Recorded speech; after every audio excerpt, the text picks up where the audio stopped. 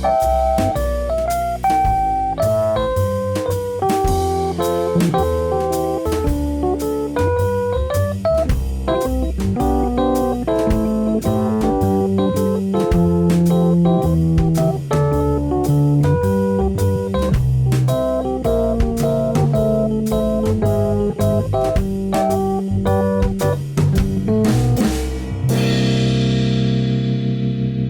Marino Show. Hello, everyone, and welcome to The Marino Show. I'm your host, David Marino. Well, today I'm speaking with August Aguilar, an independent filmmaker based in Knoxville, Tennessee. He formed his own production company and started it back in 2016. It's called Strange Films. And since then, he's released over a dozen short films that have screened across the country. He has a new film coming out called He Comes to Kill. I've seen it. It's awesome. And August, thank you so much for being with me today. Oh, thank you so much, David. I really appreciate you having me, and I'm very excited to talk with you tonight. So, talk first about your production company and how you actually got into filmmaking, because I've seen a number of your films. You sent me He Comes to Kill, which isn't out yet, and I appreciated you sending me that. We'll talk about it more. But I've also watched some of your others, and they're really kind of horror based. And I know your production company does more than just films, but how did you start out originally? So I started Strange Films back in 2016, like you said. It really began with when I first moved to Knoxville. There was a there. I worked in the news, and me and you are familiar with that. But I worked in the news for a little while, and I was working the overnight shifts, and I was editing and whatnot. And when I first moved to town, a few months in, I saw this ad on Facebook or whatnot, and it said it was submissions for the Knoxville Horror Film Festival, and that's kind of what sparked my interest because in college and even growing up, I was always fascinated by movies. I was learning it, and especially in college, I was making short films and whatnot. But at this point, it's been 2 years, so haven't really done anything at this point. But when I saw the that ad, it just kind of like spoke to me, and I said, "Yeah, that would be really cool to make a horror film." So I pitched the idea to my father, which is Frank Aguilar. He's based out in Philadelphia, and I'm originally from there. So I was like, "Hey, there's a horror film festival. You want to see if we can maybe come up with something and make it happen." We wrote this film together and directed it pretty much and shot it together. It's called There's Something Down the Road. It's our very first film. And pretty much from there, we just kind of picked up the steam. I mean, it was in that festival, got in that festival like I wanted, and got some good reception. And we had so much fun with it. We just kind of we didn't stop. He had another idea, so I went up to Philly and shot it, and then I had another idea, so I shot it in Knoxville, and then I just kept going and going and going.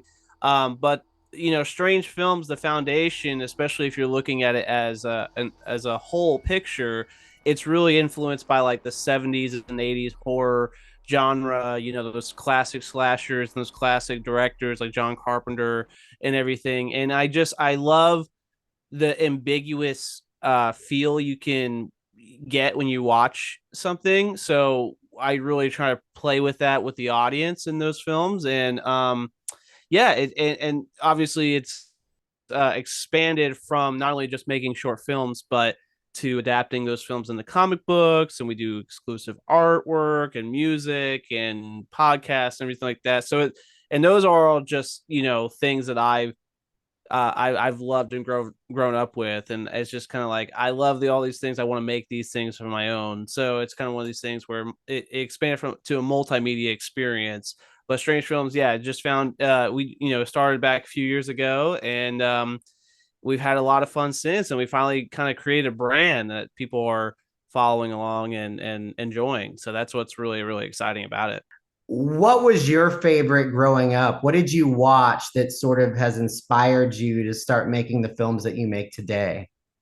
Well, what's funny is when I was younger, I really did not like horror movies at all. I was like terrified of them. I remember my mom and dad watching like Chucky or Halloween or just these classic slashers and other horror movies that were on TV that I was just petrified of, and I didn't want any part of it. And my mom, fun fact, was like an extra of a horror film when I was like 2 years old or something, and I guess like I was on that set and her head got cut off in the film, and I watched her head roll down the step, like her fake head roll down the steps.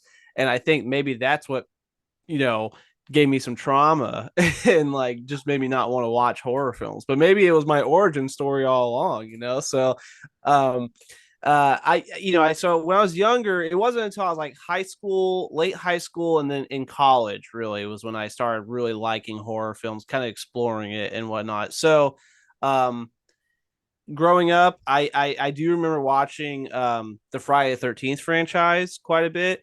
And then finally kind of getting into the Halloween franchise. So when I was able to really appreciate horror and kind of enjoy it for what it was, those were the franchises I revisited, and then just kind of diving into anything else from there.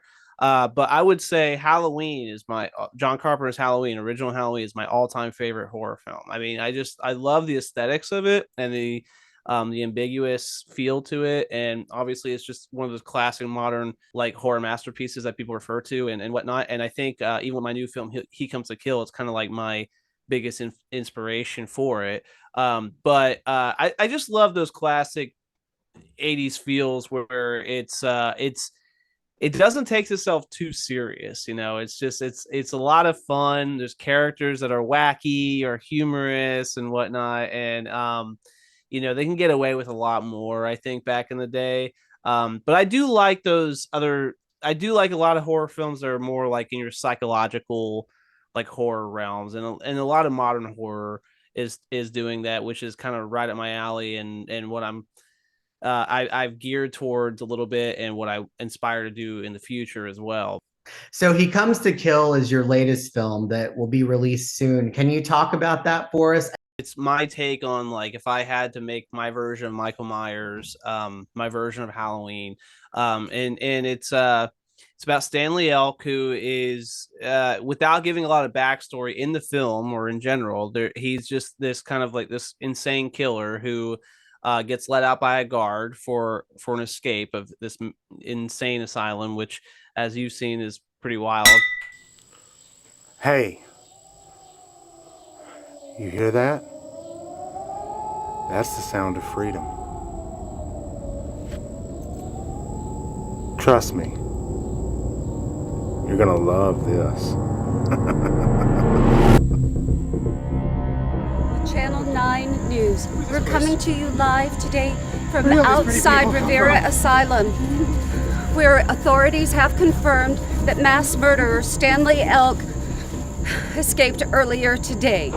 You see, everybody thinks Stanley is an unstoppable freak of nature, when in reality he's just a scared little boy. They all are. And he comes out and he goes back home, which is Sandpointe, and it's just this town that has dealt with the history of Stanley Elk. Stanley Elk, it's kind of like a Michael Myers situation where years ago he did a mass murdering killing spree and all these other crazy things, and got locked away after that. But the film, I'd say I like to describe as now is the film really isn't so much about Stanley Elk, but it's really about the aftermath and the perspectives of everyone else in the town around Stanley Elk. So it's kind of like you're dealing with characters who are terrified of Stanley Elk because they know the history of it and are warning, the police and whatnot. And you've got, people who are don't care about it, Stanley, who could disregard him, who want to go after him, like one of our main characters, Chief Sanders. He wants to take down Stanley Elk. And then you've got people who are actually like obsessed with Stanley Elk and wants to be Stanley Elk. And there's this cult like vibe in the film that people are, there's a lot of different dialogue and characters that show that, but there's this element that says like, we're your fans, your biggest fans, and we want to be you. We want to see you succeed in what you want to do, which is killing and sacrificing people and stuff like that. But we want to also be you also. And there's that element that I really like because it's kind of just a little different. And I think it's a lot of fun to explore those ideas and potential. I think it's interesting that you bring that up because it kind of goes along with the culture today of true crime.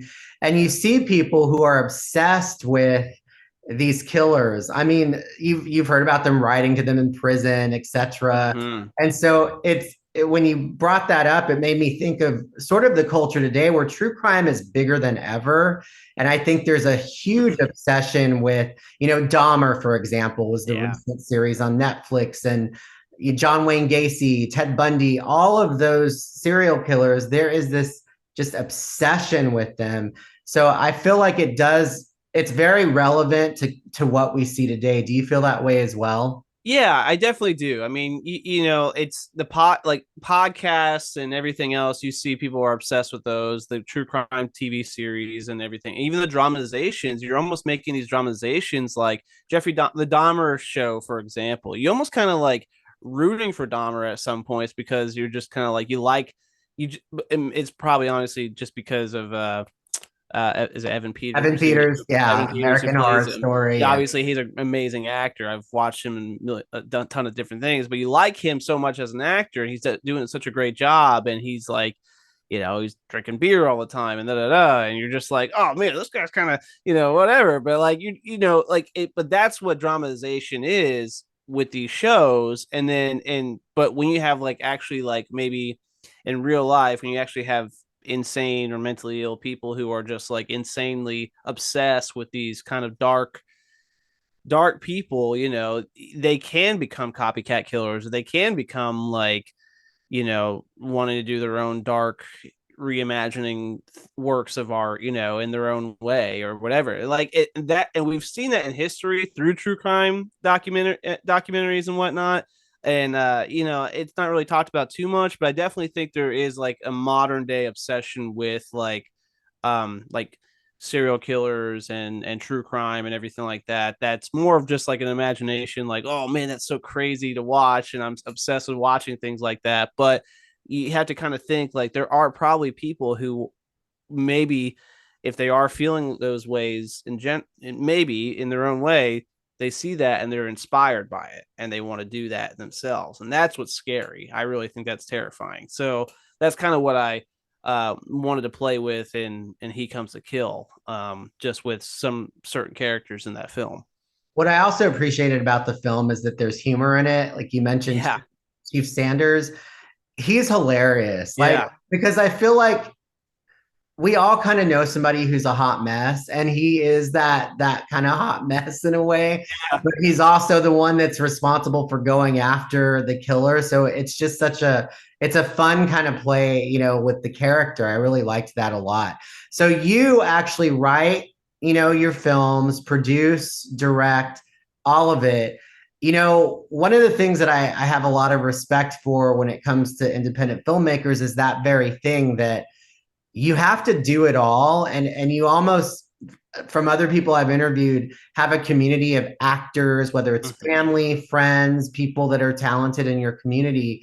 For you, though, give us a little insight into what it's like being an independent filmmaker, because I know even getting funding to get your movie screened, all of that stuff, it's a lot of work, right?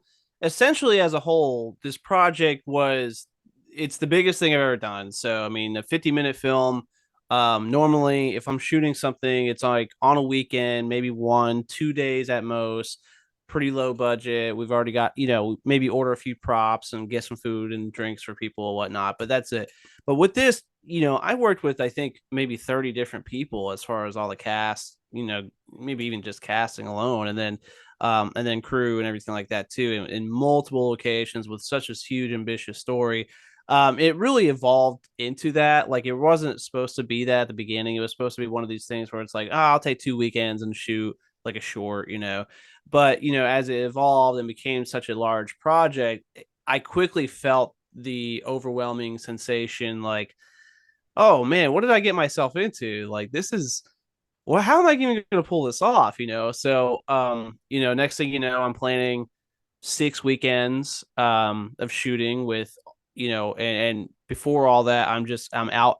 I work full time, in my regular job, and I'm a father too. So it's like I'm super busy. My time is limited, but when I have a free Saturday, I'm like, okay, I gotta go location scout. I gotta call these people to see if I can cast this, and I gotta do all these things. So once I finally got all that in place and I work on it, then it's like, okay, now I know I'm shooting. I think our first date was like August 10th. And I had like 3 or 4 weeks before that, and I was like, okay, now I gotta make sure I got all the props. I gotta get all this, and this is my biggest budget that I've spent personally out of my own money for this film, and and as much as it maybe put a hole in my pocket that I maybe I probably should have right now, I do it because I love it and I want to do it, and it's exciting to me and everything, and it was a very, very overwhelming task to take on, but I am in a position now with Strange Films and here in Knoxville that I have a pretty good network as far as reaching out to like cast, crew, family, friends, everything like that. And maybe not financially, but like just as far as like, okay, when I put my casting call out for this project, I think I had over like 100 different submissions, which was insane because I've not normally Strange Films does pretty good with their casting calls, but this one was just like out the roof for whatever reason. Um, the locations were pretty easy to find because I had people reach out to me, tell me I could film there, or I just asked and it was all good. You just kind of get what you're able to have like with the resources, then you just kind of put the puzzle pieces together and everything.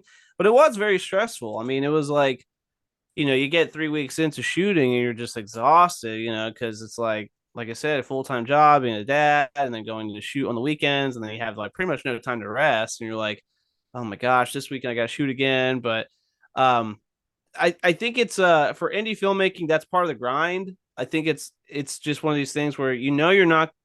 There's a good chance you're not going to have like that return of investment financially or anything about it, but it's the art of doing everything and like the momentum of it and how exciting it is and how excited everybody else is being a part of it. And I think that's what kind of just kept pushing me to keep going and going.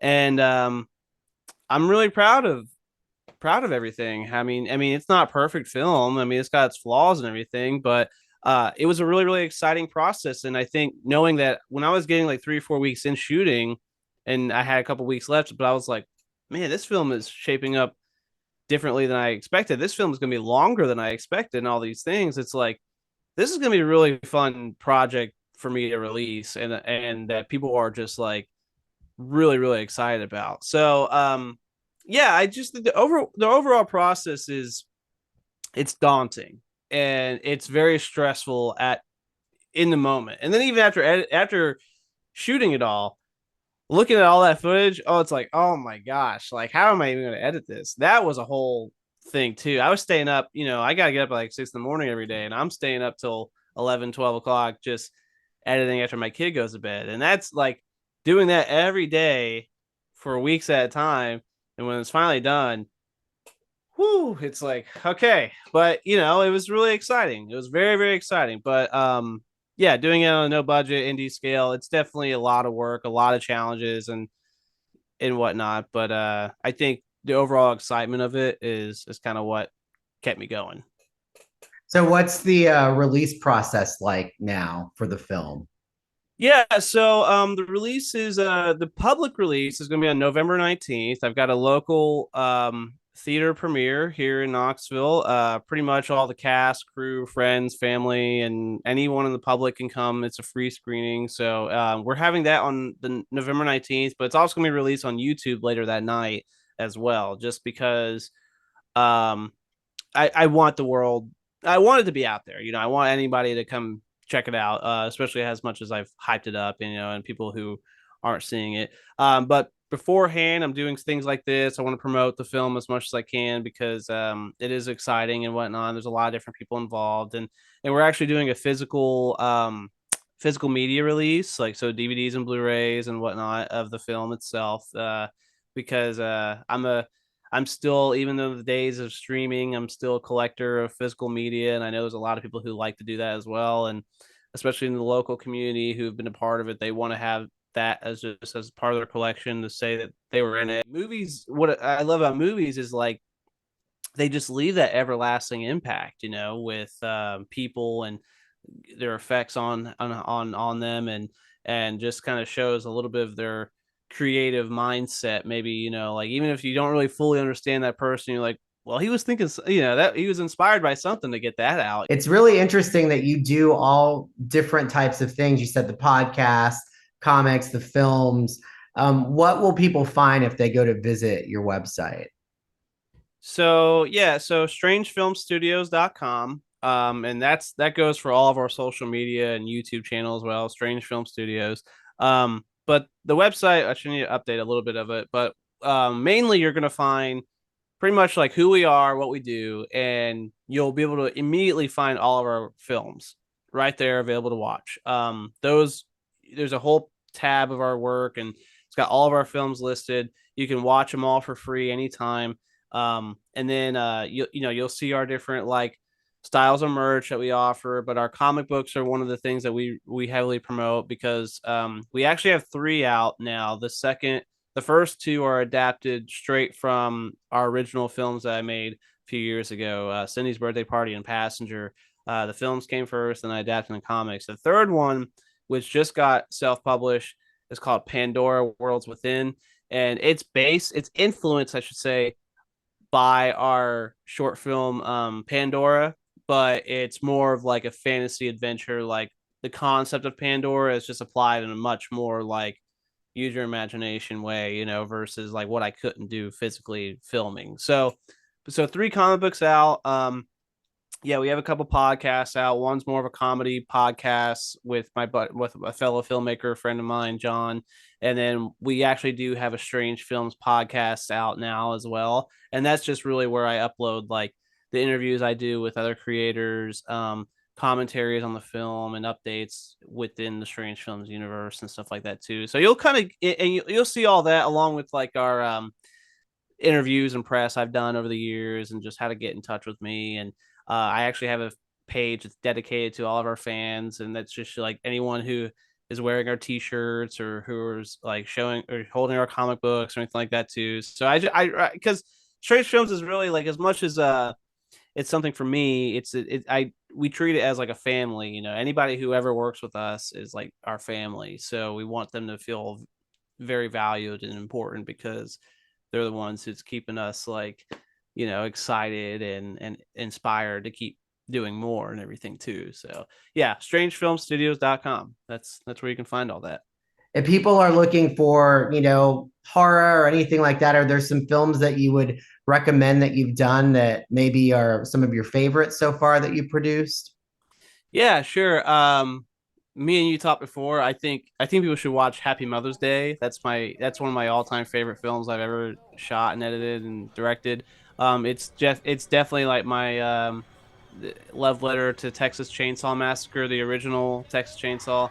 It's got that same raw tension, horror, like family screwed up dynamic, and you just feel really uncomfortable, and then it's really open-ended also at the end. I have a lot of favorites. I mean, Raven is one of my recent ones that I've done, and that's one of my favorites as well.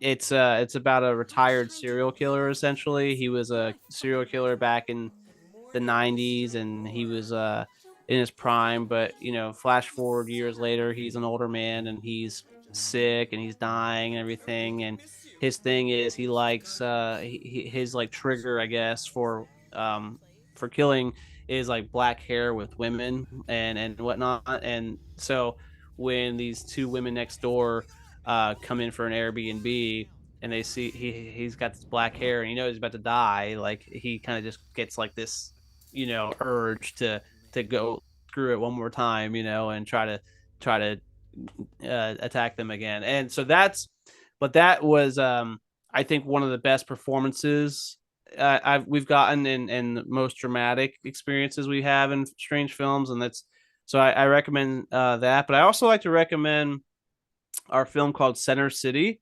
And it's really not so much a horror film. It's a film noir. It's black and white. And it's got like original jazz music composed by my friend Mike Raymond Jr. But we shot it all in Philadelphia, in the city, at the art museum. A lot of monuments there and whatnot. And it's just like it's a film crime noir. So like there's definitely a weird, strange element to it, but it's really the beauty of Philadelphia in it, and the aesthetic of the entire thing is kind of really more uplifting than anything. But it's still a strange film by the end of it. You're like, what? But I like to recommend that. And so yeah, I definitely recommend checking out any of those. And if you're really curious, I have a video on YouTube called my top 10 strange films, and I rank all my films from my least favorite to my favorite, even though they're not really my least favorite, but how I would rank them 10 to 1. So check that out if you want. What is your goal in the future? Is it to continue making films, or even be more ambitious than you have been with this latest film that you've done? Yeah, it's a loaded question because I've got so much I want to do. I'm a very, very, very ambitious guy, kind of a psycho when it comes to work and everything. But I will say, as far as the films go, He Comes to Kill was a moment for me where I proved to myself that I can go past like a standard short film. I can, if I really push myself, I can plan X amount of shoots and X amount of scenes to make a feature film. And that's what I want to do. I want to make a feature film. I would love to see Strange Films grow with like, some sort of backing with producers or a studio or something like that, just to show that we can be like the next like Blumhouse Pictures or something like that of independent horror. I think we have franchise worthy material and characters and stuff like that. I feel like with given the right resources and stuff like that, that I can elevate everything I've already done. But even if I didn't have that, I know I can make something even more ambitious than He Comes to Kill, which is exciting and challenging for me at the same time. But so even in the outside the horror genre, though, I mean, I've got actually, well, the next one I want to do is actually more of like an indie drama. So I'm gonna do something like that next. And um this is something I've wanted to do for years, and COVID kind of slowed the idea down, but it's still in the back of my mind. But I would love to open up my own like studio one day, just to be able to kind of and really get the community involved with not only our work but their work, produce their projects, and kind of just have a space where people can come and create and hang and be welcomed and everything like that too. And just have a space where kind of anything can happen, but there's so many creatives involved with it, especially me and my team, to produce content all the time and be able to showcase other people's work and just do a lot of different cool creative things like workshops and screenings and stuff like that too. So that's something I would love to absolutely do if I had the right resources and I guess opportunity to do so.